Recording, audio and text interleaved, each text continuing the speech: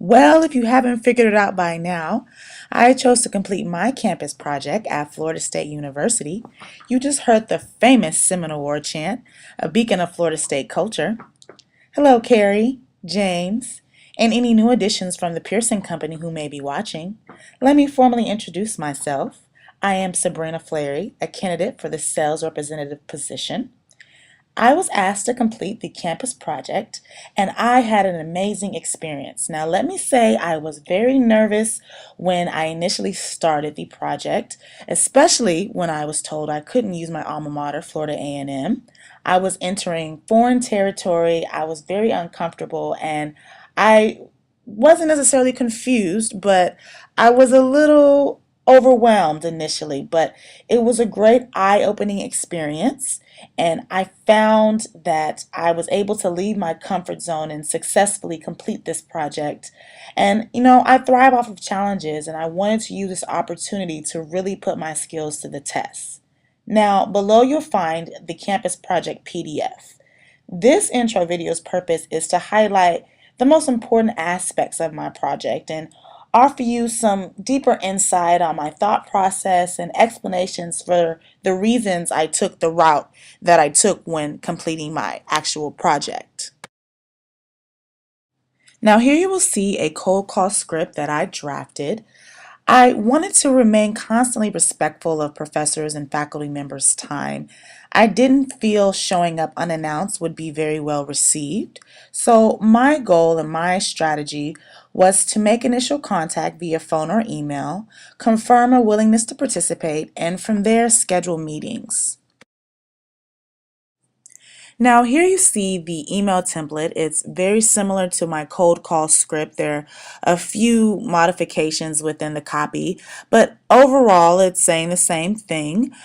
I also wanted to include an intriguing subject line, something that will pull professors in and, make them want to open the email and really increase my response rate. Obviously, I didn't time myself and know that it would take 2 minutes and 22 seconds to complete what I had to say, but it's interesting and it draws you in. Now, I'm really big on organization and I'm big on time management. I only had one day to physically be on campus and I wanted to make sure I wasted no time. So I broke my location down by the hour. In the beginning of the day, I started at the bookstore. This was really my breeding ground and, kind of my starting point in trying to figure out the best colleges to hit. After that, I went to the larger colleges, the College of Business, and then the College of Communication and Information. I wanted to allocate enough time for these colleges because they were larger and I did have the opportunity to meet more professors. I was in these schools for about an hour and a half. I took a break for lunch and I started back up at 1 p.m. and that is when I started going to these smaller departments and I was in and out of these departments within about an hour, but I still wanted to give myself enough time to travel and to be able to reach as many professors as possible during my day. My meetings with professors could be comparable to interviews. I was asking questions, the most valuable questions, in my opinion, why they were using their current textbooks, what textbooks they were using, what are the most important aspects when adopting a new textbook, and, their relationships with various sales representatives and the pet peeves they developed when dealing with them, what traits they were fond of, what traits they weren't. And I was able to meet with about 15 professors and faculty members. Some were more insightful than others. So I created 8 faculty profiles based on my most successful interviews to put into my project, and all of those are available in the PDF below, of course. But I wanted to take this time to highlight my most successful interview, if you could say, with the bookstore general manager. She gave me some really great feedback, particularly on the high enrollment courses. These are going to be the prerequisite freshman courses that have course enrollments of the upwards of 1,000 students.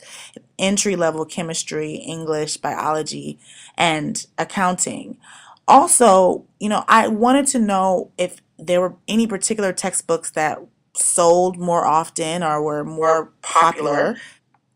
Melissa actually communicated to me that textbooks with technology employment, such as access codes and labs, any additional materials that were required at the purchase of the textbook, had very high sell through rates, abnormally high at 90%, when the average for that bookstore was about 25%.